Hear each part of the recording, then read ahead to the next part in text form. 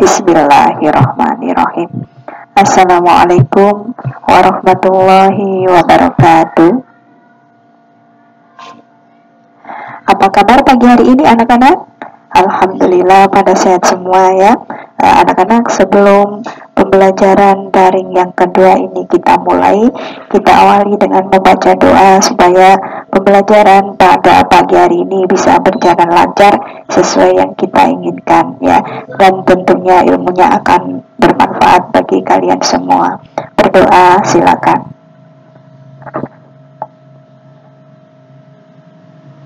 Bu Yayu absen dulu ya.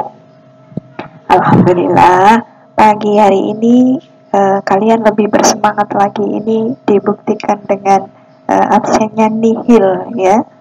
Dari pertemuan pertama kemarin ada yang tak mengikuti 1 orang, sekarang sudah masuk semua ya.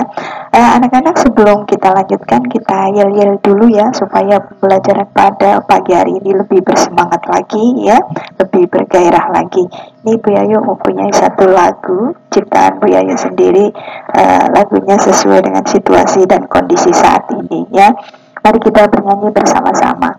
Hari ini hari bahagiaku, belajar daring dari rumah, meskipun terpisah ruang dan waktu, kita tetap cinta menyapa. Meskipun terpisah ruang dan waktu, kita tetap cinta menyapa. Menyapa meskipun lewat udara, harus itu ya. Langsung saja kita melanjutkan ke sub pokok bahasan B, yaitu kondisi alam dan dinamika kependudukan dunia. Yang kita bahas benua Asia dulu ya. Benua Asia ini adalah benua yang terluas di dunia, benua terluas nomor 1 ya. Luasnya mencapai 44 juta kilometer persegi ya. Indonesia dan Korea Selatan ini termasuk bagian wilayah benua Asia. Terutama Indonesia ini adalah wilayah di benua Asia paling tenggara ya. Negara Indonesia ini kondisi alamnya daerah pertemuan lempeng Eurasia, lempeng Pasifik, dan lempeng Australia ya. Makanya di Indonesia ini sering terjadi gempa bumi karena terjadi pertemuan 3 lempeng sekaligus, yaitu lempeng Eurasia, lempeng Pasifik, dan lempeng Australia ya. Yang kedua, terdapat 3 kawasan flora dan fauna serta beriklim tropis, kaya akan sumber daya alam seperti tambang, hutan, pertanian, dan perkebunan. Sedangkan di negara Korea Selatan, ini kondisi alamnya yang pertama terdapat titik tertinggi di Halasan dan pegunungan Taipang. Yang kedua, memiliki hutan tropis di sepanjang pantai selatan dan Pulau Jeju. Iklimnya sedang dengan 4 musim, yaitu musim panas, musim dingin, musim semi, dan musim gugur ya. Ini keadaan kondisi penduduknya benua Asia. Kalian bisa lihat piramida penduduk benua Asia ya. Jumlah penduduknya paling tinggi karena benua Asia ini benua terluas ke-1 ya, makanya banyak dihuni oleh manusia. Keragaman budaya penduduk sangat tinggi. Kegiatan ekonomi penduduk didominasi sektor agraris dan sektor pertanian. Ini kalian bisa lihat piramida penduduk Indonesia. Di sini ada penduduk muda, piramida penduduk muda, piramida penduduk tua, dan yang di bawah ini adalah piramida penduduk yang berbentuk granat. Ini artinya atau menggambarkan bahwa antara perempuan dan laki-laki ya, kemudian antara kematian dan kelahiran ini seimbang ya. Next, yang kedua adalah benua Amerika. Benua Amerika ini adalah benua terluas kedua ya setelah benua Asia. Luasnya mencapai 42 juta kilometer persegi. Nah, ini Amerika Serikat dan Chili termasuk bagian dari wilayah benua Amerika. Amerika Serikat kondisi alamnya memiliki iklim sedang dengan 4 musim, hampir sama dengan negara Korea Selatan ya.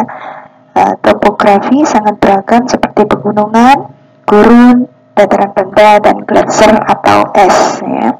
Gletser itu es atau salju. Penampakan alam yang terkenal yaitu Sungai Mississippi, air terjun Niagara, dan lembah Grand Canyon. Kemudian negara Chili. Negara Chili ini adalah negara terpanjang dan tersempit di dunia. Ya. Di penduduknya rata-rata berkulit hitam dan mayoritas memeluk agama Islam. Ini bisa kalian lihat kondisi penduduknya dari piramida penduduk Amerika Utara dan Amerika Selatan kelihatan berbeda ya. Bisa kalian baca kenapa sampai berbeda ya. Ini next. Sekarang yang ketiga adalah benua Afrika. Benua Afrika ini adalah benua terluas ketiga. Luasnya mencapai 30,29 juta kilometer persegi ya. Ini Mesir dan Nigeria termasuk bagian dari wilayah benua Afrika. Kondisi alamnya bisa kalian baca ya. Ini kondisi kependudukannya, piramidanya berbentuk segitiga. Ini menunjukkan bahwa jumlah penduduk besar dengan tingkat pertumbuhan penduduk tinggi ya, persebaran penduduk tidak merata, banyak masalah penduduk berupa kesehatan, perekonomian, dan tingkat pendidikan sangat rendah sekali ya. Yang keempat adalah benua Eropa. Benua Eropa ini adalah benua yang terluas keempat. Luasnya mencapai 10,35 juta kilometer persegi.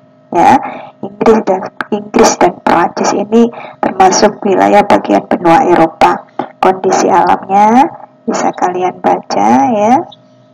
Next, kondisi kependudukan di benua Eropa. Ini ya, kalian bisa lihat foto ya.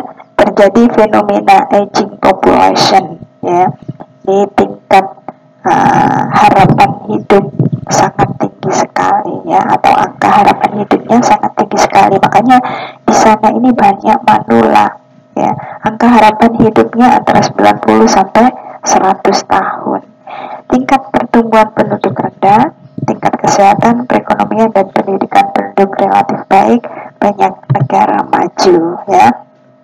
Yang terakhir yaitu benua Australia. Benua Australia ini adalah benua yang sangat unik. Kenapa? Karena hanya dihuni oleh satu negara atau ditempati oleh satu negara, yaitu negara Australia. Ini kondisi alamnya kalian bisa lihat, terdapat kenampakan The Great Barrier Reef ya. Ini gambarnya. Fauna khas Australia berupa berbagai jenis reptil dan hewan berkantong seperti kanguru. Kanguru ini adalah ikon negara Australia. Nah, ini kondisi kependudukannya bisa kalian lihat ya. Ini kalian amati. Piramidanya bentuknya seperti ini. Barangkali nanti ada tugas disuruh menggambar piramida penduduk Australia ya, bentuknya seperti ini ya. Anak-anak, sampai di sini dulu untuk pertemuan yang kedua. Tugas daringnya bisa kalian lihat ya. Ada 3 tugas yang harus kalian kumpulkan pada pertemuan yang akan datang. Ada yang ditanyakan? Kalau ada yang ditanyakan berarti Bu Ayu anggap sudah paham semua ya. Sampai ketemu di pertemuan yang akan datang. Dari Bu Ayu cukup sampai di sini. Bu Ayu mohon maaf. Wassalamualaikum warahmatullahi wabarakatuh. Hari ini hari bahagiaku, belajar dari rumah. Meskipun terpisah ruang dan waktu, kita tetap jumpa menyapa. Meskipun terpisah ruang dan waktu, kita tetap jumpa menyapa.